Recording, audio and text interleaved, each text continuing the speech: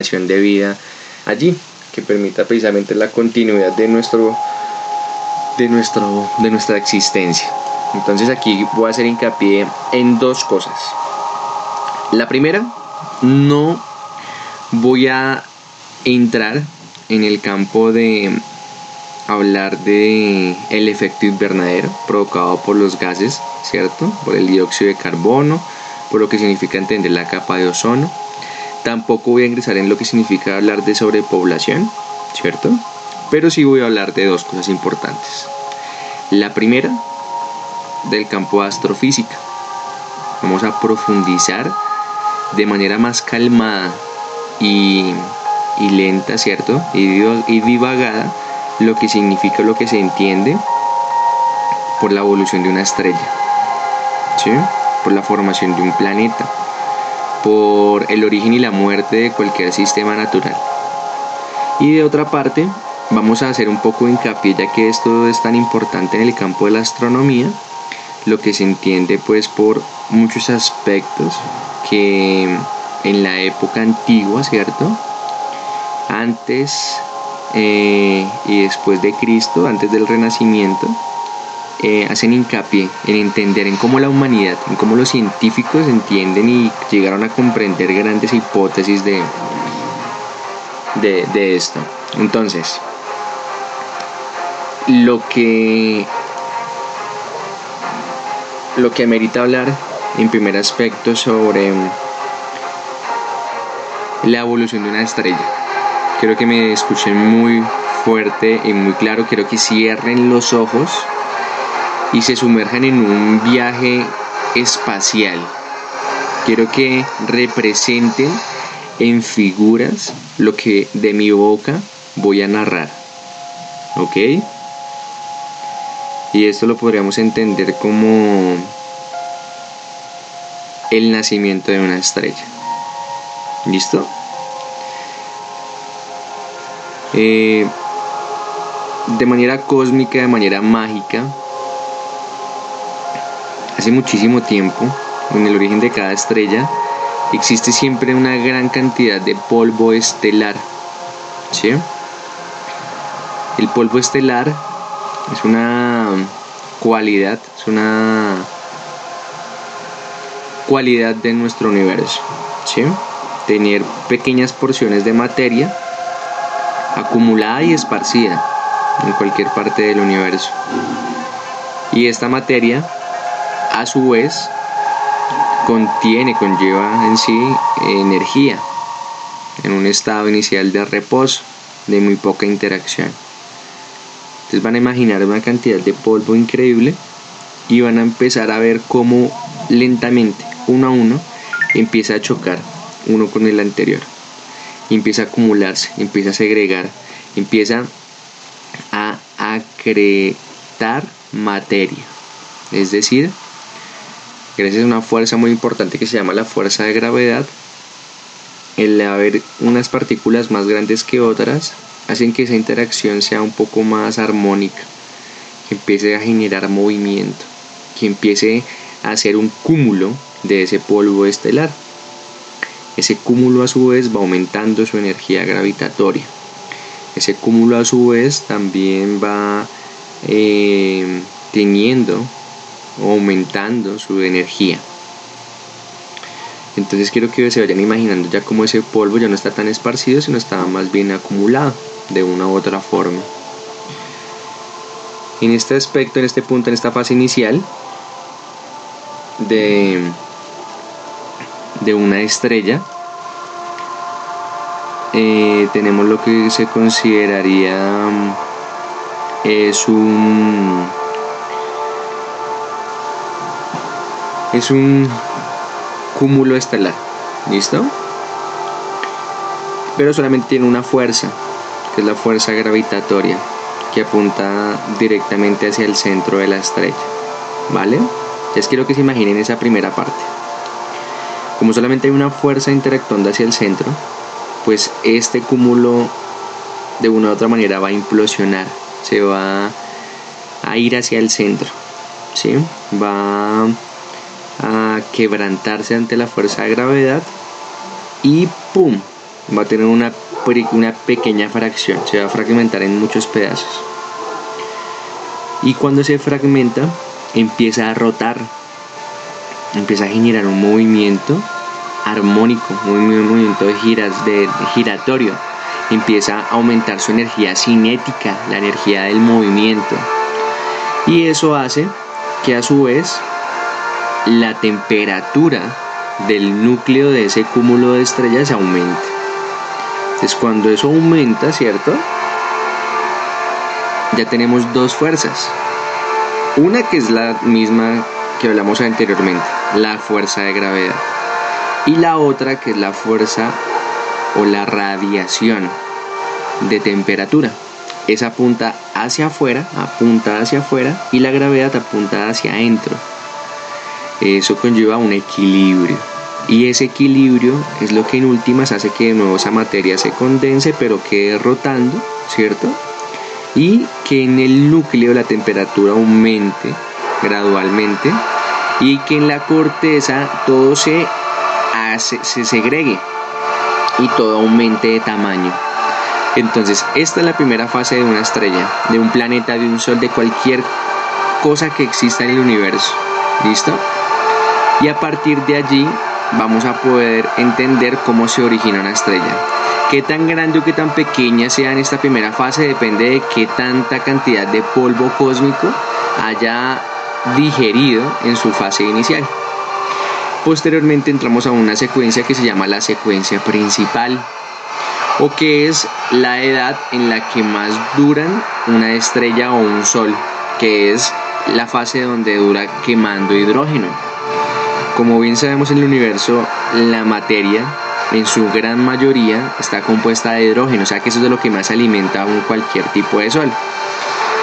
Y así como un futbolista desde los 10 años hasta los 40 años, podemos decir, es la mayor cantidad de tiempo en la que puede jugar fútbol.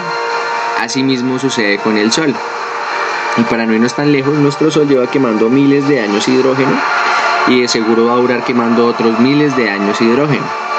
Y obviamente no vamos a dar cuenta de esto. Pero sí vamos a garantizar que en algún momento va a dejar de quemar hidrógeno. O como cualquier persona en el mundo, ¿cierto? Va a llegar a una parte en la cual se cansa o la salud no le da.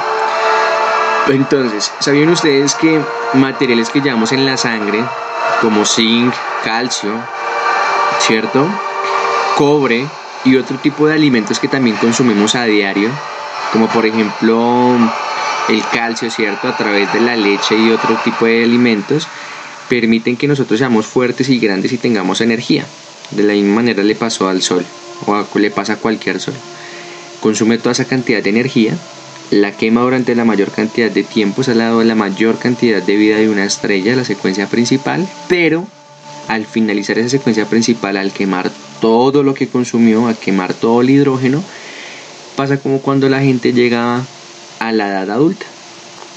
Ya no tiene los suficientes minerales para hacer las mismas actividades que siempre y empieza a consumir su propia energía. Es decir, cuando el Sol, nuestro Sol y cualquier sol de nuestro sistema solar o el universo acabe de consumir hidrógeno, el paso a seguir es consumirse a sí mismo. Y todos esos metales de los que hemos hablado, de los cuales también están hechos las estrellas, por lo cual nosotros también somos polvo estelar, empiezan a quemarse también. Entonces aquí puede pasar solamente 3 cosas, porque depende del tamaño de la estrella. Si la estrella es muy pequeña, seguramente al quemar el hidrógeno, esta estrella cambiará a un color rosa, incrementará su tamaño, pero morirá, no tiene mayor impacto. Si por el contrario, hablando de un sol que fuese 10 veces más grande que nuestro Sol, este se convertiría en una supernova y por último dejaría un agujero negro que atraparía todo lo que esté a su alrededor. Pero si la masa es una masa promedio como la de nuestro Sol, que es considerablemente grande, lo que va a ser en su etapa final el futuro de nuestro Sol según varios astrofísicos en el planeta Tierra, es incrementar el tamaño de la superficie, o sea, se va a convertir en una gigante roja, y disminuir o comprimir toda esa energía del núcleo en una muy grande cantidad de materia. Esto va a ser explosión y va a extinguir a todo nuestro sistema solar y todo lo que esté alrededor. Y en la mitad de esa gran explosión, entre esa supernova, entre esa gama de colores del universo, va a quedar una enana blanca que tiene la suficiente energía para convertirse después con el tiempo en un cuásar, o en algo que llamamos una partícula con bastante energía para volver a crear vida en otro momento. Entonces, hablar de que el exterminio del Sol es inevitable, sí es importante, sí lo es. Y por ende, Stephen Hawking plantea que debemos salir de nuestro sistema solar a otra vía láctea, a otra galaxia, para poder prevalecer ante la adversidad. ¿Ok?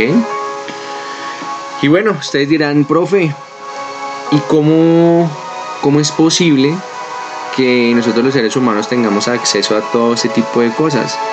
Entonces les voy a presentar un capítulo muy importante de iniciación en astronomía, para que entiendan perfectamente por qué es tan importante hablar de esto y por qué la astronomía ha jugado un papel muy importante en la humanidad. Entonces, muy atentos a las preguntas de Ciudad Nueva Salesiana, quien en este momento articula su proyecto al nuestro, hablando un poco de lo que se entiende por astronomía y por qué es tan importante. Astronomía. Vamos a partir de cero para iniciantes, para personas que no conozcan nada del cosmos y que estén interesados en conocer mucho sobre nuestro sistema solar, sobre nuestro planeta Tierra, sobre cómo se mueven los orbes en el espacio, sobre teorías importantes que han dado grandes aportes al conocimiento de unas ciencias más antiguas y más importantes y humildes de toda la humanidad, de todo el conocimiento de la Tierra, y es justamente sobre astronomía lo que vamos a hablar en esta noche. Este canal de radio va a dar inicio el día de hoy a un brochut de muchas experiencias significativas, de grandes teorías que han dado una relevante connotación al universo, grandes aportes de la astronomía antes y después de Nicolás Copérnico.